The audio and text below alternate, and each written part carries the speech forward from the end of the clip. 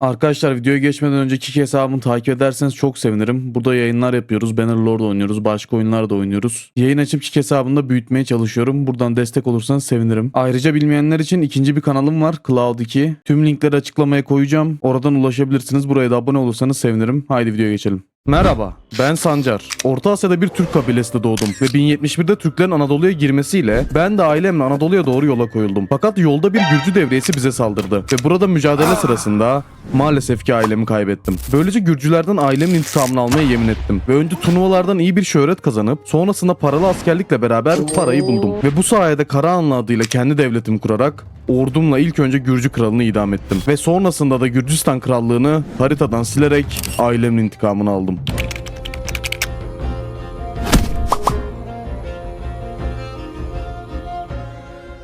Neden Bay Anderson? Neden? Niye inat ediyorsun? Çünkü bu benim seçimim. Matrix bir sistemdir Neo. Şu an klan gücümüz 2000'e yakın ve yoldaşlarımın da birlikleriyle beraber toplamda 767 askerlik bir kapasitem var. Tabii benim yanımda 2 klan daha var. Biri İtalyan, biri de Gürcü. Evet, Gürcülerden intikam alacağım diye yola çıktım ama önceki bölümde adam kalesi olmasına rağmen üstüne bir de para vererek bana katıldı. O kadar da olsun yani. Benim klan gücümün yanında ekonomik durumum da bayağı iyi. Hele şehir tarifelerinden deli para kazanıyoruz ki daha şehri fullemedim bile. Şehirdeki amacım önce duvarcıyı fullemek, oradan inşaat bonusları almak ve buradan gelen bonuslarla da hızlıca şatafata kaçmadan sade ama güçlü bir şehir yapmak. Tabii benim klan gücüm fazla olsa da diğer lordların gücü zayıf. Paraları da pek yok. O yüzden ilk olarak bir süre onların toparlanmasını bekleyeceğim. Ama tabii fazla klan göz çıkarmaz. O yüzden ansiklopediden daha yanıma çekebileceğim klan var mı diye bakacağım. Toprağı olmayan bayağı bir klan var. Hepsiyle tek tek görüşeceğim ve kendime çekmeye çalışacağım. 1'de 0. Ne oluyor lan? Bir İngiliz klanını ikna etmeyi başardık ve kendisi bayağı da az para istiyor. Harika oldu bu. Şu üstüme bir şeyler alayım ya. Kraldan çok herhangi bir adama benziyorum. Şimdi de Afrika'dan bir klanı ikna etmeye başardık. Ve oha! Ulan İngilizler bu kadar para istemiyordu, bu ne? Neyse, klan klandır, artık alacağız. Zaten gelirimiz çok fazla, o yüzden para sorun değil. Ve bu ikna etmelerle de beraber cazibemiz 284'e kadar çıktı. Ve buradan gördüğünüz gibi ölümsüz cazibeden artık günlük +5 nüfus alacağız.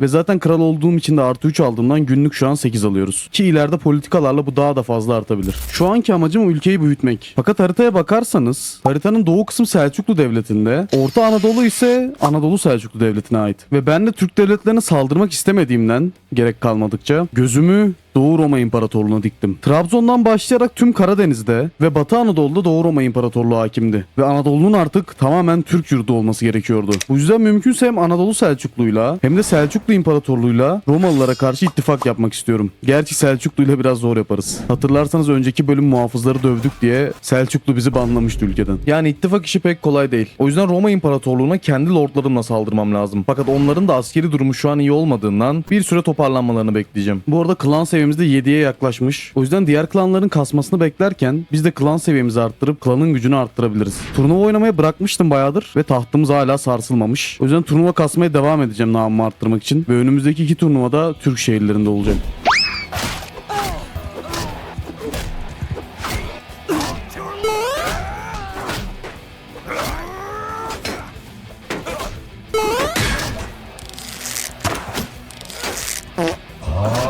Watch out, watch out, watch out, watch out! Böylece yaklaşık 1 yıl süren turnuva maceramdan sonra zafer sayımı 2'ye katlayarak 24 zafere ulaşmış. Rest in peace Kobe. Ve günlük gelen bonusla da beraber klan seviyemi 7 yapmıştım. Bu sayede artık tam 5 tane birlik oluşturabilecektim ve neredeyse 1000'e yakın asker gücüm vardı. Ve bu sırada bayağı da bir nüfusumuz birikti. Ama ben yine de daha fazla nüfusa ihtiyacım olduğunu düşünüyorum. O yüzden buradan ilk olarak kutsal majestelerini geçireceğim.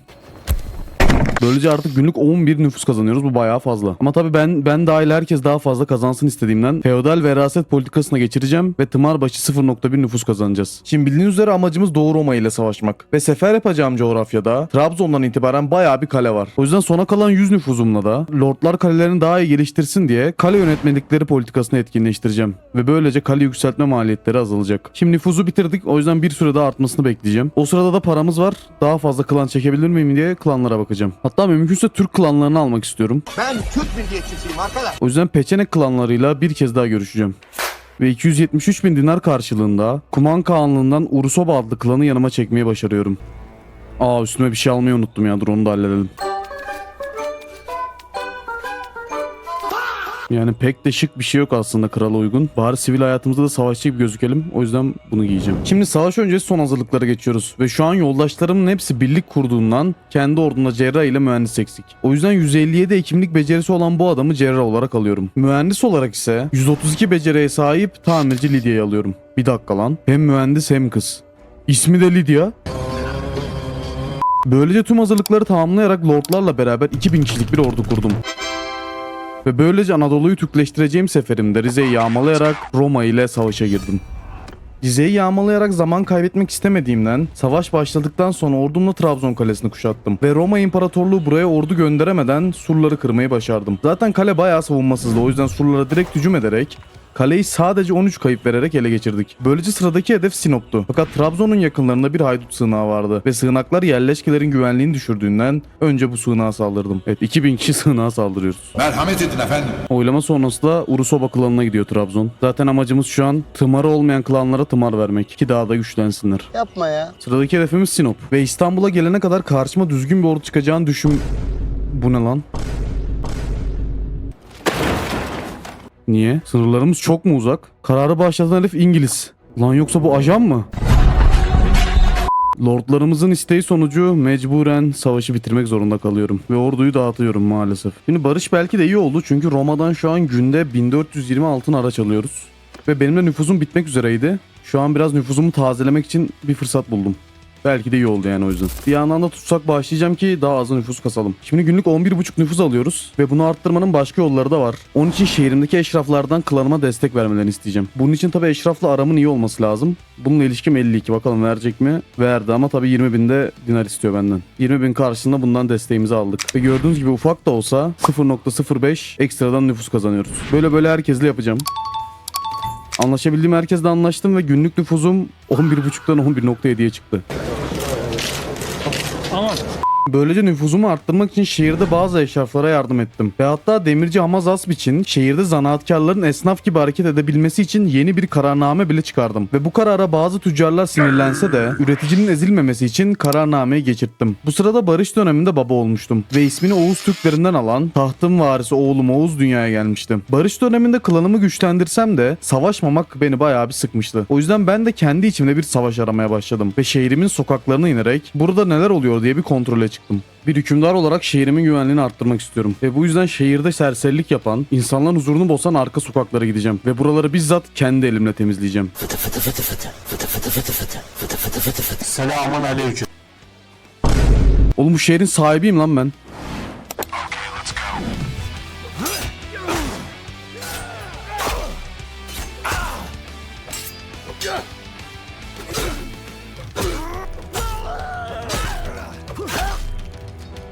Sokak savaşını kazandık ve bir çeteyi sokaktan temizledik. Bu sokağı kendim üstleneceğim ve burada insanlara yani halkıma faydalı şeyler yapacağım. Bunun için de tamirci Lidya'yı görevlendiriyorum. Yanına da iyi askerlerimden veriyorum. Ve gördüğünüz gibi sokak artık bizim oldu. Tabi başka sokaklar da var da şu an canım az. O yüzden birazcık daha bekleyeceğim. Oğlum şehir benim değil mi lan? Niye askerlerimi alıp gelemiyorum ki? I don't know. Ben bir süre şehrimde dinlenirken Kumanlarla ittifak kurma teklifi geldi. Ve müttefik bizim için iyi olacağından ben de bu teklifi kabul ettim. Sonuçta Türk'ün dostu Türk'tür. Sınırlarımız da çok uzak değil. Aslında sınır komşusuyuz. O yüzden bu bizim işimize gelecek baya. Şimdi canım doldu. Tekrardan şehir merkezine gidiyorum. Ve burada arka sokakları temizleyeceğim. Şimdi bu sokağı biz aldık. Ve şehirde temizlenmesi gereken iki tane sokak daha kaldı. Yanımdaki eleman pek güven vermiyor ama temizleyeceğiz burayı. Sadece 2 kişi.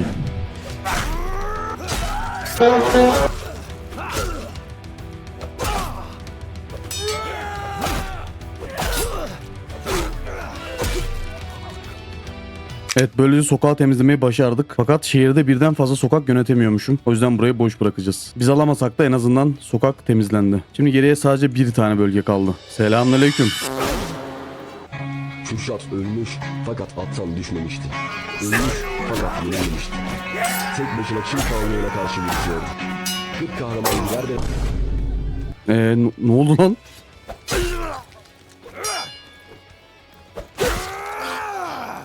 Ve zor da olsa sokak savaşını kazanmayı başardım. Ve böylece şehrimdeki tüm sokaklar temizlenmiş oldu. Artık huzur içinde yaşayabilirsiniz. Kaçmana gerek yok dostum. Ulan ben burada savaşıyorum. Şuradaki muhafız ne işe yarıyor peki? Orada beni izledi. Şşş, görevden alındın. Bak bütün Aydın benim, terbiyesizlik yapma, benim sevgilim var. Rapor edeceğim bir şey yok mu? Ulan önünde ölüyordum daha demin. Burada şimdi bir olay çıksa müdahale etmeye yetkin var mı? Şu anda yok. Şimdi maddi olarak da hala bayağı bir para kazanıyoruz. O yüzden savaştan önce yanıma çekebileceğim daha klan var mı diye bakacağım. Evet, İspanya'dan bir lordla şu an pazarlık yapacağız.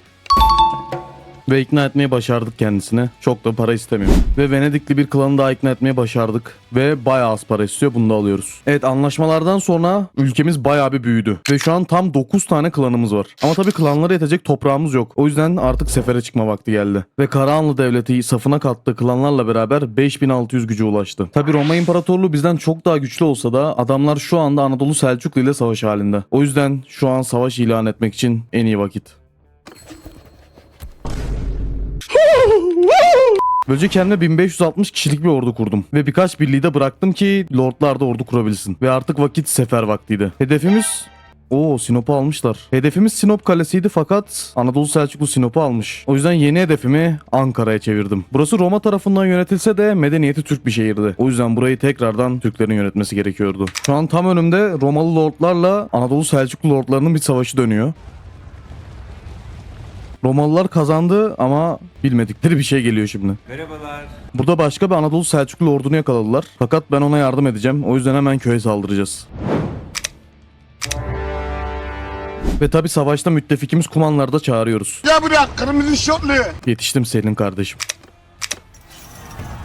Şimdi gördüğünüz gibi Roma'nın toprakları böyle ve gördüğünüz gibi Anadolu'da bayağı bir toprakları var. Hatta Ankara'ya bile girmişler ki bura benim bildiğim Anadolu Selçuklu'nun da oyunun başında. Böylece ordumla Ankara'ya doğru yürümeye başladım ve 600 kişilik bir Roma ordusunu Ankara önünde yakaladım. Ordu daha büyümeden yakalamam iyi oldu. O yüzden zaten güç olarak önde olduğumuzdan askerlerimi göndererek savaşı kazandım. Şimdi Roma büyük bir imparatorluk olduğu için lordları tutsak almayı düşünüyorum ki tekrardan ordu kuramasınlar. Zaten bayağı kalabalıklar ve sıra Ankara şehrine geldi. Ankara'nın garnizonu bayağı zayıf. O yüzden rahatça ele geçireceğimizi düşünüyorum. Behzatçı'ya mutlu. Duvarları kırdık ve askerlerimi göndererek çok az bir kayıpla Ankara'yı ele geçiriyoruz. Şimdi bir süre şehirde kalacağım. Hem ordumun yaraları sarılsın. Seçimlerde de burası Türk toprağı olduğu için bir Türk klanına vermek istiyorum. Fakat oylamada Türk klanı maalesef ki yok ya. Niye yok ki? Mecbur İtalyanlara vereceğiz. %40 oy almışlar. Şimdi bu sadakat sorununu yaşamak istemediğimden buradan borçların bağışlanması politikasını geçirmek istiyorum.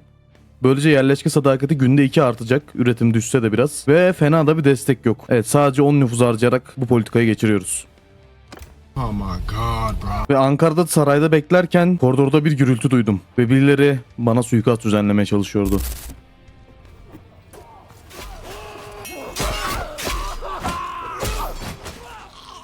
Ve pusuyu püskürtmeyi başardık. Kolay mı lan öyle beni öldürmek? Şimdi Ankara'dan çıkıp sefere devam edeceğim. Fakat eşraflara bakarken dul bırakan Mehmet adlı bir adam gördüm. Kim koydu oğlum bu lakabı? Şimdi batıya doğru gidecektim fakat Sinop Kalesi'nin kuşatıldığını fark ettim ve kuşatanlar Roma İmparatorluğu. Ve bildiğiniz üzere burayı alırsak aslında bir nevi Trabzon'la Sinop bizde oluyor ve bir toprak bütünlüğünü oluşturmuş oluyoruz. Derken Roma kaybetti savaşı ve Sinop'u alma hayallerim suya düştü maalesef. Bütün yolculuğum bir yalanmış. Ve şimdiki hedefimiz Nikea şehri. Galiba bugünün Bursa'sı falan oluyor. Ha? Bursa derken çok da yanlış söylememişim ama Bursa'ya bağlı İznik ilçesiymiş. Şimdi önce şehirleri çıkarmak istiyorum aradan. O yüzden bu kaleyi bırakacağım ve direkt İznik'e gideceğim. İznik'e yaptığımız kuşatma sırasında arazinin kazıya elverişli olduğunu fark ettim. Ve bu yüzden bir duvarın altını kazıp surun altına bir delik açmaları için 2 kat ücret ödeyeceğim. Ve bu sayede bir kuşatma duvarını direktman yıkacağız. Surları yıktık ve şimdi saldırıya geçiyoruz.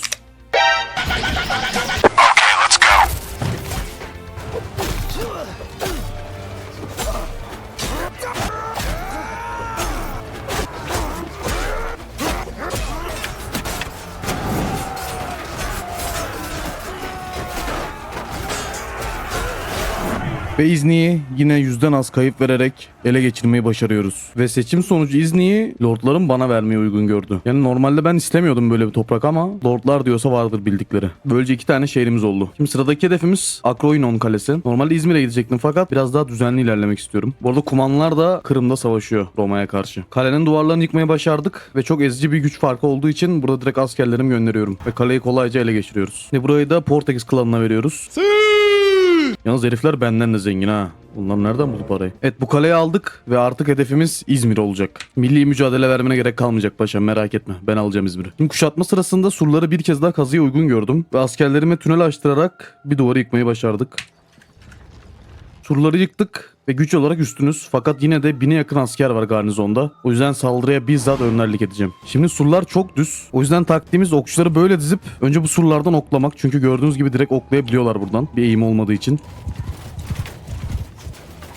Evet, gördüğünüz gibi sağ üst yemyeşil. Hatta bizimkiler ok atarken buradan kapıyı kırmayı da deneyebiliriz. Biliyorum uzun sürecek ama kapıdan girersek daha hızlı asker sokarız içeri. Ve gördüğünüz gibi daha sadece 10 tane kayıp vermeme rağmen adamların 500'e yakın askerini indirdik. Sadece ok atarak. Şimdi kapıyı da kırmaya başardık. Ordularımın ikisi buraya gitti. Diğeriyle de ortadan dalacağım. Böylece 3 cepheden de adamlara saldırmış olacağız.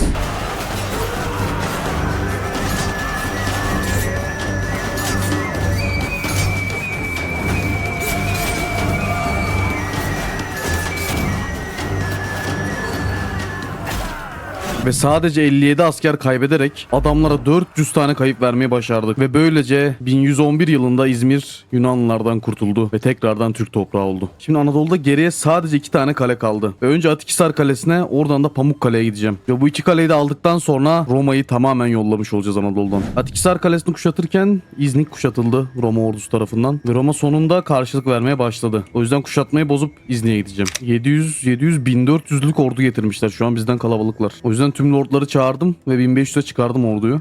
Ama onların da gelmesini bekleyeceğim. Ya da şurayı tek yakalayabilirsek. Aha. Oğlum gel buraya kırmızı şortlu. Şimdi bu orduyu kovalamak yerine direkt kuşatma kampına gideceğim. Hazır bunlar ayrıkken 700'lük orduyu tokatlayacağım direkt. İznik'i tekrardan kuşatıyoruz. Fakat daha güçlü olsak da asker göndermeyeceğim. Çünkü dışarıda hem 700'lük bir ordu bekliyor hem de önceki gibi olabildiğince az kayıp vermek istiyorum. O yüzden yine benzer bir taktik yapacağım. Fakat bu sefer sol surlarda arazi pek uygun olmadığı için okçuları böyle dizeceğim. Sağ surlarda ise yine normal dizeceğim okçuları. Yalnız savaşçı. Tek başına. Herife 58 tane ok soktuk. Ve evet, böylece 150 kayıpla savaşı kazanmaya başarıyoruz. Yine iyi direndi şehir ama. Böylece İznik'i bir kez daha ele geçiriyoruz. Ama bu 700 kişilik ordu daha büyümeden bununla saldırmak istiyorum. O yüzden şehirde beklemeyeceğim. Ve şehirden çıkarak direkt yakalamaya çalışacağım. Roma ordusunu yakalamaya başardık. Ve adamlardan sayıca üstünüz. Fakat yine de hafife almamak lazım. Çünkü daha fethedeceğimiz kaleler var. Şimdi herifler bir nehirden geçecek. O yüzden hızlıca okçularımla bu tepeyi alabilirsem çok iyi olur. Aynı zamanda buradaki ağaçları da kullanabiliriz. Ama adamlar gelmiyor. Yapma ya. Adamlar gelmediği için okçuları o tepeye değil bu tepeye alacağım. Piyadeleri de aşağı koyacağım ki buradan ok atabilelim. Adamlar beklediğimden de geri çekiliyor. O yüzden nehri geçeceğiz. Piyadeleri şu ortadaki boşluğa götüreceğim ve kare formasyonunu alacağım. Okçular da arkadan vuracak. Planım o şu an. Evet, şimdi hepsi kare formasyondaki piyadelere fokus olacak ve arkasını dönecek. Tabii birkaç tanesi buraya doğru yürüyor ama bak şunların hepsi arkası döndü. Bizimkiler vuracak bunları okla. Hatta hücum veriyorum.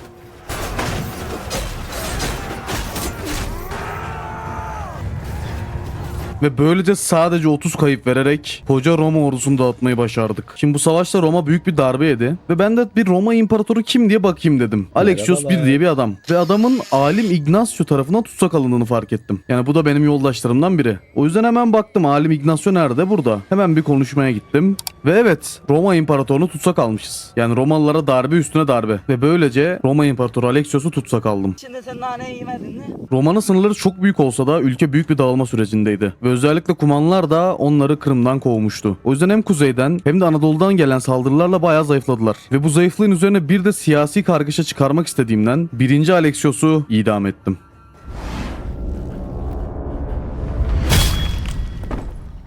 Ve böylece Roma İmparatorunun kellesini alan Sancaran olarak anılacağım. Tabi seferimiz daha bitmedi ve tekrardan Atikhisar Kalesi'ne doğru yürüyeceğiz. Ah shit, here we go again. Atikhisar Kalesi'ni kuşattık. Kaleyi de asker göndererek rahatça ele geçirdik. Roma'nın Anadolu'da sadece bir kalesi kaldı ve şimdi ona yürüyeceğiz. Bitmediniz ana. Derken karşıma bir ordu çıktı ve şu an İznik savunmasız bu ordu İznik'i alabilir. O yüzden planı iptal edip İznik'e doğru geri döneceğim ve birazcık daha garnizon bırakmaya çalışacağım. Garnizona birazcık asker bırakacağım. Şehirde de milis kuvvetleri eğiteceğim ki biraz daha güvenlik artsın. Derken Atikhisar Kalesi kuşatıldı. O yüzden geri dönüyoruz. Bir türlü bitiremedim şu Roma'yı ya. Eğer bunları burada tokatlarsak bence bir sürü ordu kuramazlar. Ve evet, yakalamayı başardık. Burada direkt askerlerimi göndereceğim. Ve biraz kaybımız fazla olsa da Romalıları yenmeye başardık. Böylece tekrardan Pamukkale'ye doğru yola koyuldum fakat... Hayır. 300 nüfusum gidecek ama bu barışı yapmayacağım. Ve artık Roma'nın son kalesini kuşatıyoruz. Surları yıktık ve nihayet Romalıları Anadolu'dan kovmayı başardık. Evet, oğlun artık başardı anne. Ve gördüğünüz gibi artık hiçbir Roma toprağı kalmadı Anadolu'da. Tabi bu sırada Atikhisar Kalesi tekrardan kuşatılmıştı. Fakat savaşı daha fazla uzatmaya gerek olmadığından Roma İmparatorluğu ile barış imzaladım. Böylece ben Sancaran, Romalıları Anadolu'dan atıp Anadolu'yu bir Türk yurdu haline getiren hükümdar olarak... Bu ne lan? Evet, Anadolu'yu Türkleştirdik sandık fakat burada yani Adana taraflarında bir Ermeni toprağı olduğunu fark ettim. O yüzden işimiz daha henüz bitmedi. Ve orduyu dağıtmadan direktman buraya yürüyeceğim. Böylece ordumla Tarsus'a gittim fakat etrafta bir sürü Ermeni ordusu vardı. O yüzden savaşı direkt lordlara saldırarak açtım. Ve böylece burada bir sürü lordu kuşatma yapmadan önce tokatladım. Devamında Tarsus'u kuşattım. Ve adamlar iyi bir savunma kursa da askerlerimi gönderip şehri alarak Ermeni prensliğini yok ettim. Fakat burada Anadolu'da bir yabancı toprak daha olduğunu fark ettim. Ve bu kale Haçlı Devleti'ne aitti. Adamlar halihazırda Selçuklu ile savaştaydı. Ben de o yüzden hazır ordum benimleyken saldırıya geçtim. Ve kaleyi kuşatarak rahatça ele geçirdim. Ve devamında Haçlı Devleti'nden gelen haraç karşılığında barış teklifini kabul ederek en nihayetinde ve bu sefer gerçekten Anadolu'ya girişimizden 42 yıl sonra Anadolu'yu Türkleştirdim. Tabi bu Hristiyan dünyası için daha sadece başlangıçtı.